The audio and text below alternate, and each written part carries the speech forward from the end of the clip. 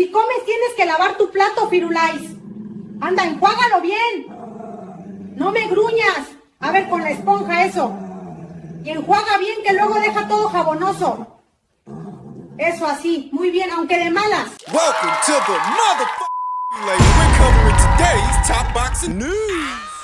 Okay, we'll start with this. Turkey El Sheikh is planning to make Naoya Inoue versus Bam Rodriguez for the ring's junior featherweight title in January in Japan, which we discussed in my previous video. The biggest attendance capacity possible is being aimed for, with no venue decided yet. A special Ring Magazine belt would be designed for the super fight, and if Inoue is sticking around at 122 long enough to see himself fight Bam early next year, what that means is he's not about to move to feather. Not this year, and not at the beginning of the next one. So I suppose that means the current stalemate at 126, where none of the champions there want to unify with each other, is set to continue for the remainder of this year, since they're all waiting on a naturally smaller fighter to move up so they can cash in, as Brandon Figueroa was recently offered a unification match with Rafael Espinoza, which he rejected, eyeing the winner of this weekend's fight. And I said it before, I don't know why he's doing that, because he hasn't had a dialogue with any of those people, and none of them have mentioned him as a potential opponent option. So what the fuck is he doing? What all those featherweight champions have been doing, using a popular, albeit smaller fighter to not fight people at your own weight, your own size, being a coward, essentially, which is why none of them have the marquee value of an Inoue. You're not creating the excitement that he creates in his divisions by having become a two-time undisputed champion, trying to become an undisputed champion in yours because you're too much of a coward. To the point, I wouldn't begrudge Inoue at all if he decided not to move up to featherweight at any point in his career. I don't think those guys up there deserve it. What the fuck are you guys expecting? You're gonna stand online, single file, and he's gonna fight all of you, one by one. Hate to break the news to you, but he already did that at 118. He already did that at 122. I don't expect him to do that again at 126. At this point, you guys have got to take out the competition, create a buzz, and give him an incentive to even look in your direction, because the money this guy's making, he doesn't actually need any of you for a super fight. It seems he's already got one lined up. Bam. Plans for a Bam Rodriguez fight are being received with mixed reviews, at least in the West. A Twitter user who goes by the name Glenn Trades says, "The mega bucks are in America. There's a reason why guys like Pacquiao or Canelo always fight in the United States. It's the fight capital." Not for the lower weights. To which another Twitter user who goes by the name St. Patrick Infinity responded, "Inoue makes more money in Japan, so I don't know about the mega bucks." Glenn responded by saying, "You do know the US dollar is the world's primary global currency, right? Now imagine making money here and bringing it back to Japan. Basic economics." Oh, here's some basic economics for you. How much of that US dollar are Americans spending to watch bantamweights and super bantamweights? Could this weekend's fight in Japan have put 55,000 asses and 55,000 seats in the US? No, the answer, we all do. You're just being obtuse. Another Twitter user who goes by the name CashMoney24 says, "The same people who never had an issue with Floyd never leaving Vegas are the same folks expecting Inoue to leave Japan." What's with this American hard-on for Inoue to fight here instead of there, when I'm pretty sure most of these people saying this stuff, they're not actually gonna go to the fight? Was another Twitter user who goes by the name Great Chef Boxing who pointed that out, saying, "Inoue fought in the United States last year, and there were many empty seats. So these guys will talk all this shit about him fighting here and then don't show up and support him." They don't support Bam either. They don't support their own fighters the majority of the time, make the trip out to support them while begging Inoue to fight in front of an American audience, because it's not about supporting him and it's not about supporting them. It's about looking for some sort of avenue to disparage him. Because he doesn't fight in America. Because he doesn't fucking have to. This is not the fight capital of the world. Depending on where you campaign, this is not where most of the money is. If you're at the lower weights, like fly, superfly, bantam, super bantam, that's mostly an Asian market. And if you're a heavyweight, that's mostly a British and European market. The guys right next door to Inoue at 126, many of them fight right here in the United States. How many of those guys does Glenn support? Does he go to the Angelo Leo fights? The Rafael Espinoza fights? The Brandon Figueroa fights? Because they're happening right here in America. Does he go to the Shushu Carrington fights? Which one of those featherweight champions, all of which fight in the United States, get all of the megabucks he was talking about just for fighting in America. He makes it sound like it's a given. So then which one of them is getting anything comparable to what Inoue is getting in Japan? Because if they're not getting that here, what he's getting over there, then they need to go over there. And if you don't like it... Who fucking cares? The whole time you're sitting in America pouting over where he doesn't fight, he's over there getting all this fucking money, and these guys can't shut the fuck up about him. I can't remember a time where a fighter at the lower weights was generating the interest and the revenue that Inoue is generating. Whilst being quite literally one of the most accomplished active boxers in the sport, arguably pound for pound number one, it's between him and Usyk. Not the Americans. And the Americans still expect him to wait hand and foot on them, pandering to them. That's why there are some who don't like him, because he doesn't have to, and he knows he doesn't have to. I watched Inoue up close in Saudi, and I've never been more convinced that Jesse Bam Rodriguez beats him. Yeah, Eddie, but you were also convinced that Inoue-Bam was going to beat him. Remember that? Or have you forgotten already? Honestly, like for a long period of time, I thought it might be a step too far for Jesse. But now Jesse's up at bantamweight and feels big and strong there. Like, I just think he's too good for him. He's 26 years old. Big deal. Jinto's 28. And you see that Inoue was able to handle him at 33 years old. So what's supposed to make Bam any better? And what's Inoue, 33 now? Like, I don't see Bam losing to Inoue.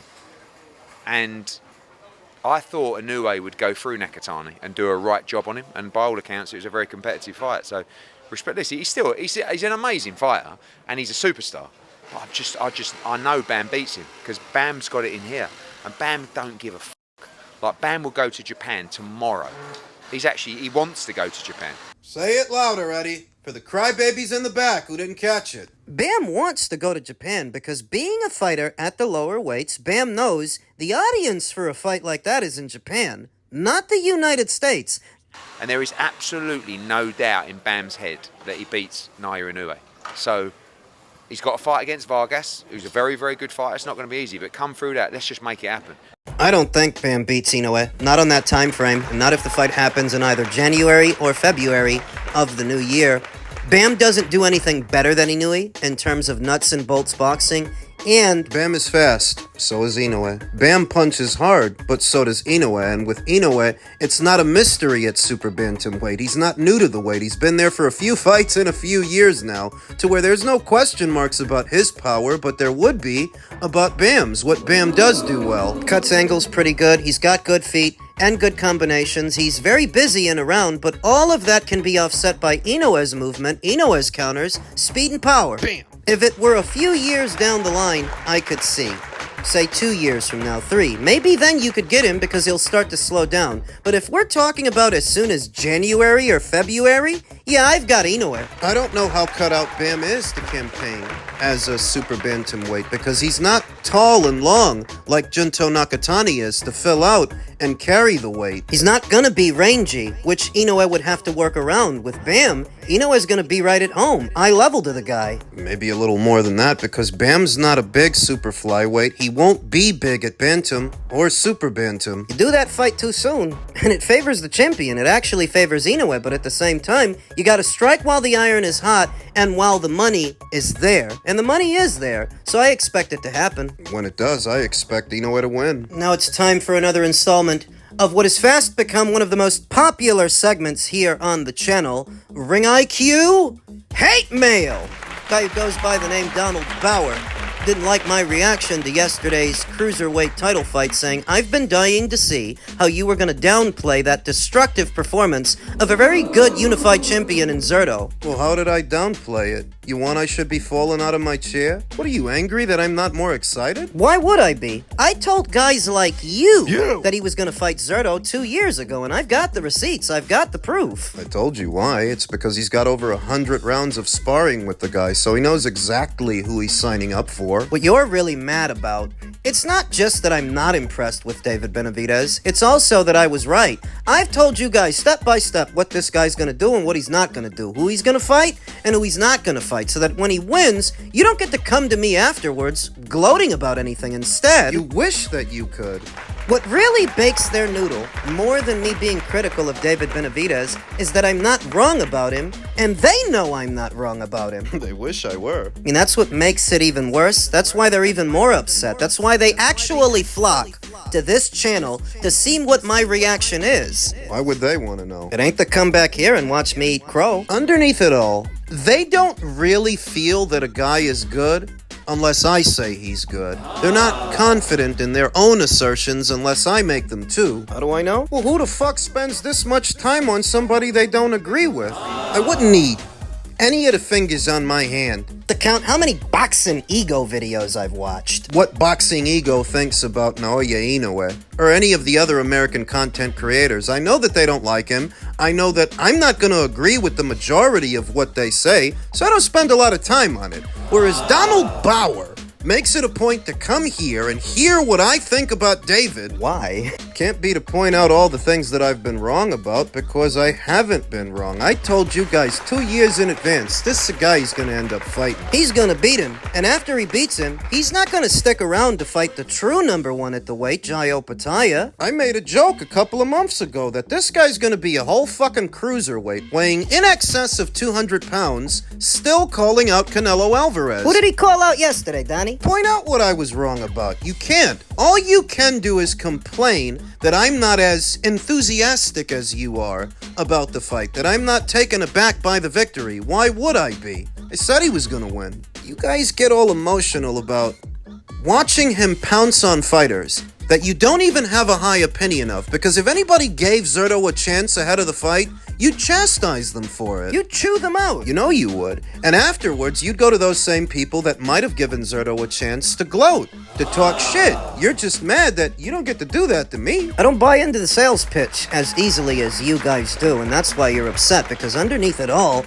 you're afraid that I'm right, that I'm gonna be right again. If I weren't as right, as often as I am, guys like Donnie wouldn't bother with this channel. Who's gonna listen to a guy be wrong all the time? What was I wrong about, Donnie? Didn't I tell you he's gonna beat that guy? And afterwards, didn't I tell you? He's not gonna fight Jai Opetaia. He's gonna make an excuse. He'll find a way out, which begs the question, what was even the point in going up to cruiser and fighting for not one, but 2 cruiserweight titles if you don't also add the Ring Magazine title to it, the lineal title to it, what Jai Opetaia's got? What was the fucking point in going up there? And when I tell you what the point really was, you get upset. That Zurdo wasn't a risky fight for David because he's got over 100 rounds of sparring with that guy. In David's mind, that was an easy lick, and that's why he did it. But as soon as things get real, and they get serious, and you gotta fight somebody more serious, here come the excuses. I had another guy who goes by the name Hans say, longtime subscriber, but please stop accusing David Benavidez of clout chasing.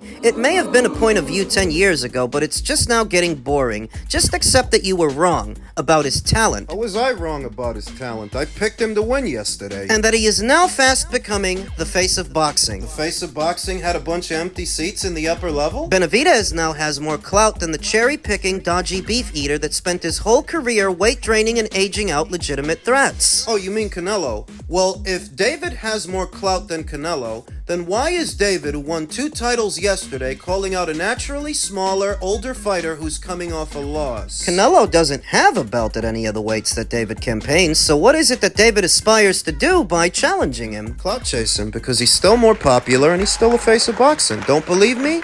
Let's see what Canelo Alvarez's numbers are in September and compare them to this weekend's numbers. Hans continued, the fact he left before the main event only proves the fear inside of him. Give him props and stop being a hater. What did I tell you? They want me to qualify David for them. The unwarranted hate is really starting to drag this channel down. Then stop watching it and see if I notice. If you never watch another video that I upload, do you honestly think I'm gonna notice? Do you think I'm gonna care? No, you're here because I'm often right. It's the only reason you keep coming back, and where you like to say that this is unwarranted hate, I'm just calling a spade a spade. I'm giving you the play-by-play, telling you what he's gonna do. I told you 2 years ago he was gonna move up to fight Zurdo. I told you he was gonna beat him, and afterwards I told you he won't stick around long enough to fight Jai Opetaia because that's a real threat. He's never been about fighting real threats. That's why he never fought the number one at super middle, at light heavy, and he didn't do that yesterday with Zurdo. Red tape in the way. I mean, I think that's the biggest fight in the world, especially at this weight division. You know what I mean? That's definitely a fight I want. Like I said, I'm not scared of nobody. It's most of the world. And if he wants to get that fight, we get that fight. I don't know why he went to Zuffa. We could have made this fight right after this one. You know, but now, I don't know if he got stripped by the IBF or what it is. You know, I'm not going to go there and fight for a Zuffa title. But, I mean, I don't know. I mean, I think that would be a great fight for him in the future. I mean, I respect Jai Opetaia a lot. He's a great fighter, and I think he has to come back over here to make these fights happen because, you know, we can't make no fights like this. So that's what I wanted to secondarily ask is that, do you feel like fighters are losing their power by going over to Zuffa? I think that, I mean, yeah, I think they definitely are losing their power. I mean, it's just a lot of politics in that. You know, I think Dana White has shown that he doesn't want to do fights with PBC. He hasn't. And I don't want to even feel like, I don't want to sound like I'm disrespecting him, but that's just what it looks like from the outside. If we can come to an agreement and make a big fight, let's do it. I saw Michael Montero's reaction. I agreed. And he took the words out of my mouth saying, same old shit. These guys never want to take on the top challenges. Ever. They're very strategic in who they fight and why, which is very obvious to me, to Michael, but there are a lot of angry people out there that are angry we don't buy into it as easily as they do, when if what you really want is for David to impress me, go fight Jai Opetaia. You're a unified cruiserweight champion now. And what David is saying is, because he got stripped of his IBF title, oh, now he doesn't want to fight him. Isn't that what happened to you when you got stripped of the WBC? And Canelo, he didn't want to fight you because you didn't have nothing to offer. Jai Opetaia still is this division's Ring Magazine and lineal champion, with more money behind him than you have behind you. You act like him going to Zuffa is some sort of an obstacle. The same Zuffa that just gave Conor Benn $15 million. What's the obstacle? If you don't want to fight for the Zuffa belt, you don't have to. You can fight for the Ring Magazine title, which is more coveted, and lineal status, because you're not lineal champion. You don't get that unless you beat Jai. To support David Benavidez, you have to play this game to where you don't acknowledge that Zurdo Ramirez already avoided Jai, and so did Chris Billum-Smith before him. You have to pretend that David Benavidez isn't doing that now by making all these fucking excuses. You say that him going to Zuffa is an obstacle because they don't want to work with the Alphabets. It's the Alphabets don't want to work with them. And even then they still might, because aren't they in the process of making Conor Benn versus Ryan Garcia for the WBC title? So miss me with the bullshit. Jai Opetaia has more money muscle behind him than you have behind you. What Zuffa needs to do is put David on the spot. Make him an offer. What about him saying he's going back down to light heavy? Dana, if you're listening, never mind what the fucking kid says. You offer him a multi-million-dollar offer to defend his titles against Jai Opetaia, a lot of money. You publicize it everywhere people can read, so that when he turns it down, everybody knows. Every phone, every laptop, every personal computer, anywhere and everywhere. You make it known that Zuffa has made a play for a Benavidez versus Opetaia fight, so that when David turns it down, and he will, everybody knows. And he can prove me right again, because that's all he's been doing.